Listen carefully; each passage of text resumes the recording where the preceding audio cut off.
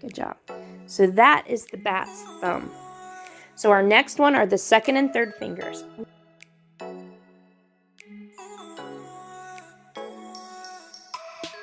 The wing, Brycey, the wing membrane is kind of like the skin that's stretched between all, like over the fingers.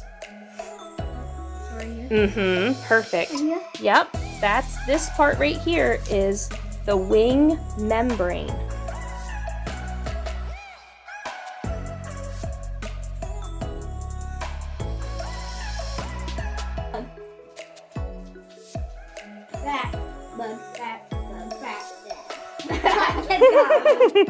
Ellie wants to play.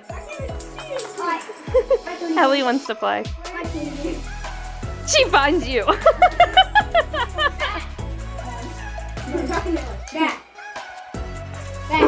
She doesn't like your blindfold. Go ahead and take it off. It's just Deegan.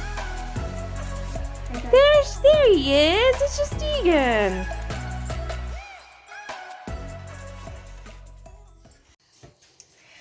I wanted to jump on here and talk about a lesson that I've learned within just the last few weeks.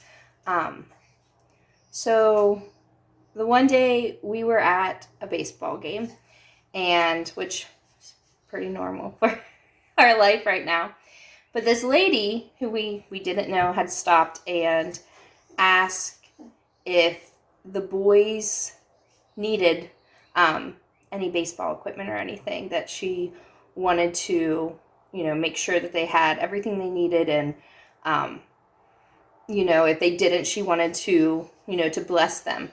And we, my boys were set, and I told her, we're set, I didn't want to kind of take away from anybody else. And she gave me her card and told me to keep an eye out on, if there's anybody who needs some help purchasing their kids' gear.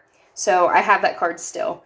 And I've just been, looking for somebody who, might need, a new bat, some gear. And, we kind of laughed about it at first because we were sitting at our truck eating. So I was like, maybe we do kind of look like a needy family, but really it was just because we didn't have a lot of time in between games and wanted to make sure that everybody was fed. But, I just been keeping my eye out and my ear out, just in case I did run into somebody who, this person could help. Then a few weeks later, we had somebody else, not a stranger, somebody that we, highly respect and we love very much, reach out to us and say that he would like to buy the boys something for baseball, and ask if they needed anything. And, again, a second time. So, but again, we didn't need anything. And at the same time, it wasn't a pride thing. It was more of I didn't want to take advantage of somebody when we didn't need anything. The boys were set. They have everything. We're, halfway into the season. But then I kind of was, it was spoken to me Kayla, you didn't take that blessing from a stranger, so I sent somebody else to you. I want to bless you. And so that the fact that a blessing isn't necessarily something that you need. A blessing, it blesses you, whether you need it or not. And that's the kind of God we serve. He's a good father. He wants us to have exactly what we need and then some. He wants to take care of us. So I totally missed out that opportunity because I was filled with so many questions. And I think we tend to do that. We question, especially, women, we have a tendency of questioning everything. we think about things too much, too deeply. And, you know, God, it's the things he has for us. It's so simple, but we just complicate things. We complicate things way more with our self-doubt and our questioning, and it's just, sometimes we just need to accept that blessing, accept the fact that God wants to bless us, not just with things that we need, but with things, you know, that we necessarily don't need, but just he wants to overwhelm us with blessings. The funniest part of that story is last week, Deegan told me, Mom, my glove's starting to get too small. Go figure, right? So, yeah, I just wanted to share that with you. Just wanted to encourage you to just recognize those blessings God has for you. Don't question them. You know, don't let the devil fill you with self-doubt. Doubt about who God is and what he has for you. God wants to bless you in huge ways, but he also wants to bless you in all those little small ways, like just getting a new baseball glove. So just something to think about. This week has been busy and interesting. We have had a visitor almost every morning. It's a woodpecker. He is huge. Honestly, he's like half the size of one of our chickens. I can hear him out there. We have two tree stumps in our yard. And the one, I mean, it's just a stump. You know, like it gets bugs on it and everything else. So I can see why he likes it. I can see why he's attracted to it. The other stump is in a shaded part of our yard. And that we always call it Deegan's stump, because Deegan loves that stump. He likes to sit on it. He likes to look at it. He likes to hang out by it. Well, this woodpecker is now going to Deegan's stump. So I have some videos of this woodpecker, the damage that it's done to these stumps, and how Deegan is determined to protect his stump. So I hope you guys are having a great week. It is beautiful out. It's in the 80s here today, which we are excited for. We are going to be setting up the pool hopefully this week.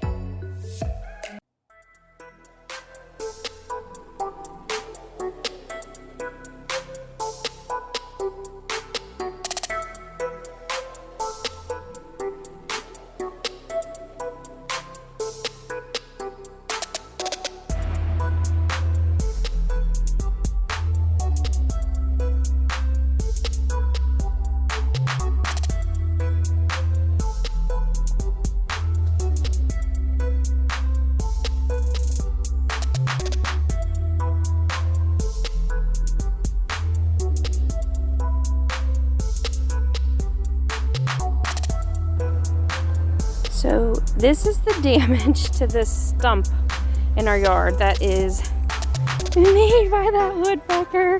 Oh my goodness, I can't even get over that. I mean, that is huge chunks of wood. He has completely destroyed this. I mean, we obviously didn't use it for, there's nothing on that side, for anything, but it's still, goodness gracious. On this side too. That is from one woodpecker. One. Oh my gosh. This is insane. So I feel like I'm going crazy. I don't know if it's just because we're home a lot more than most people, but I rearrange way too much. I rearrange our furniture and the rooms in our house. Like, I feel like it's not normal as much as I rearrange. I can't help myself. I get tired of looking at it being the same way, and I just feel like I always say, I'm like, there's a better way. We can make this we can make this look and fit a lot better. I'm trying to limit myself. Like, I've not rearranged my bedroom in like 2 years. And the boys' room, I don't really rearrange much just because they have, like, we always call it like a triple stack bunk bed. It's like 3 beds in one bunk bed. So it's really big and impossible to move. It wouldn't fit in their room any other way than the way we have it. So I can't rearrange their room too much. But I'll move dressers around. I'll move desk around. I'll take things from the room, bring them downstairs to our basement, which is where we have our schoolroom, and we have it's like a playroom, a schoolroom, kind of mixed together. But yeah, I'll take things from the basement and put it up in their room, and I don't know why I do this because it always takes so much more time than what I should be spending on it. I don't know. It's just so. This past week, it was the basement. I rearranged the basement again, and I feel so bad for when my husband comes home from work. I have everything torn out, and I'm trying to reorganize everything, and it's just, I don't know. I hopefully I'm not the only one that does that. Hopefully there's other people who just never seem satisfied with the way their furniture is in their house. It's ridiculous.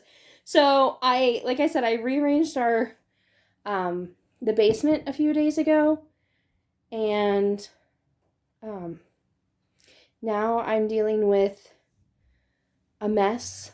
I have a lot of it cleaned up, but I need to get this stuff cleaned up now this weekend, because if not, I'll show you. My school table. Oh my goodness. And I'm showing you guys this. I'm being real with you. This happens to me every other month. I do this to myself where I just tear things out, and then I can't find another place for it. And I just find so much stuff, like a whole box of Fun Dip. Why did I buy this? My kids have so much candy, and I legit complain all the time. Anytime somebody gives my kids candy, I throw a fit and act ungrateful. I mean, I think I'd act a little bit more grateful if it wasn't candy, but I don't know. But then I go and buy candy to myself for them. It don't make any sense.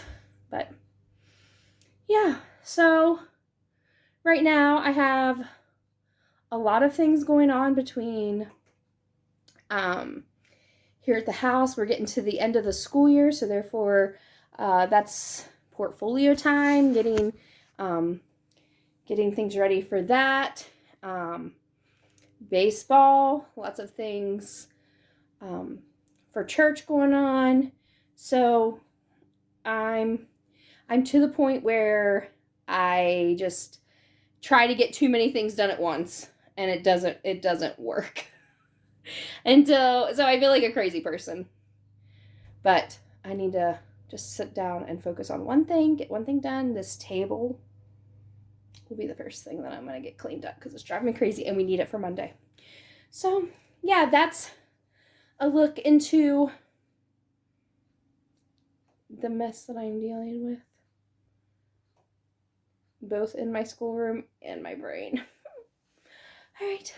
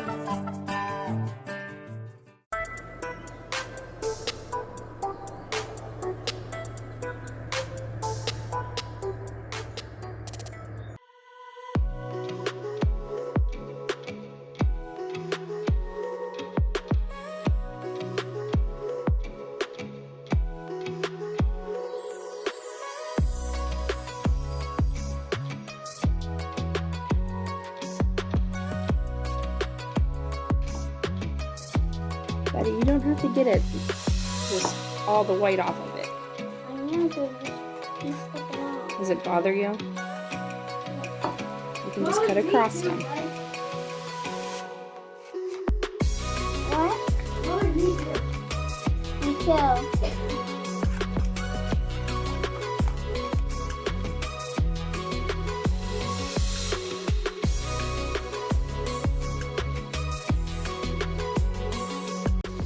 We talked about 3D and 2D. What are 2D shapes? It looks like flat. They're flat, yeah. And what are 3D shapes? It looks like they're coming at you. There's many what? What do we call those?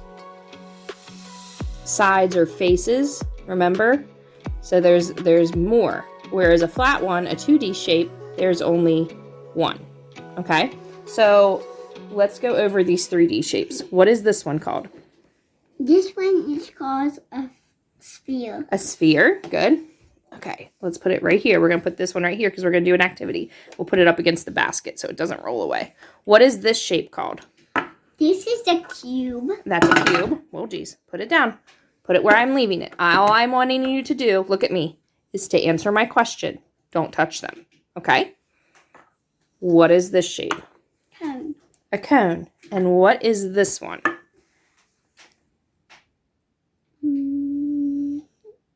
It's a little tricky, huh? A little bit bigger of a word. Sphere. Close. Cylinder. Say it again. Cylinder. A cylinder. So what you're going to do now is you are going to look at your pictures and you're going to see some shapes. See if they have a sphere, a cube, a cone, or a, what's this one called again? Cylinder. A cylinder. There you go. So, This one's a cone. yeah.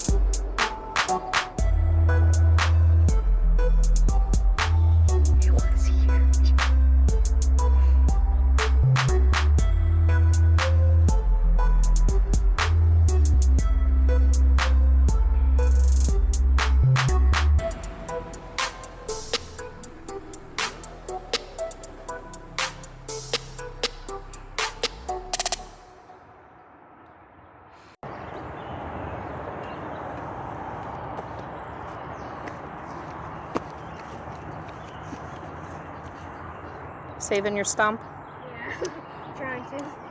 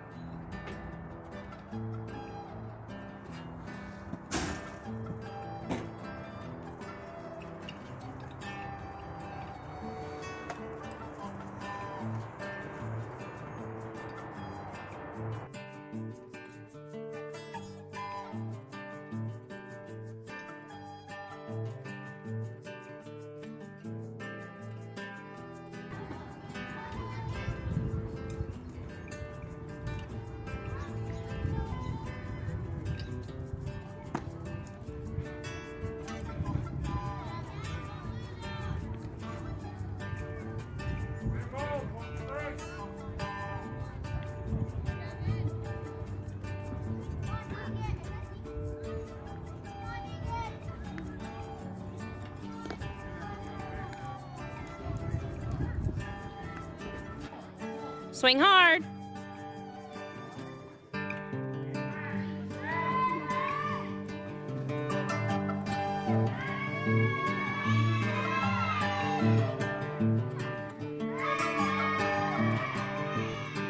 Go, Bryce.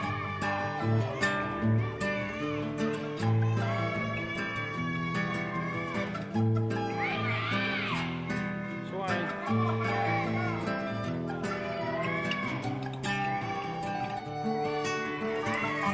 Go, Brycey! Run hard, buddy! Run hard, run hard! There you go. Woo!